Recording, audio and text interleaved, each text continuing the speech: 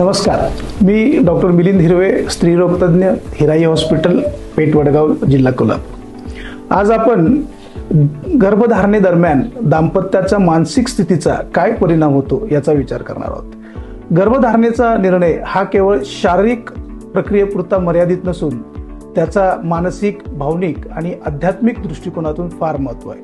आयुर्वेद शास्त्रामध्ये किंवा वेदांमध्ये गर्भधान हा एक विधी सांगितला गेलेला आहे। जसं गर्भसंस्कार हा एक विधी आहे, तसं गर्भधारणा याला गर्भाधान विधी असं म्हटलं गेलेलं आहे।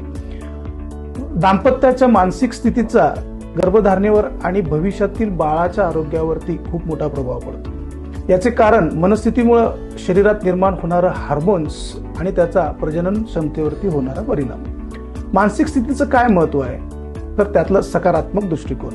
गर्भधारणेसाठी सकारात्मक विचार आणि भावनांचा योग्य प्रभाव पडतो। तणावमुक्त आणि आनंदी वातावरणामुळे प्रजनन क्षमता वाढते। तणावाचा परिणाम काय होतो तर तणावामुळे हार्मोनल असंतुलन निर्माण होतं, ज्यामुळे गर्भधारणा होण्यास अडथळा निर्माण होतो। भावनिक स्थिरता, दाम्पत्याचं भावनिक संतुलन, परस्परातील नातेसंबंध मजबूत होतात, ज्याचा गर्भधारणेवरती अनुकूल परिणाम होतो। तर याचे उपाय काय असतात, कशा पद्धतीने याच्यावर मात करता येते? ध्यान, योगासनं, प्राणायामाद्वारे तणाव कमी करण्यास मदत होते।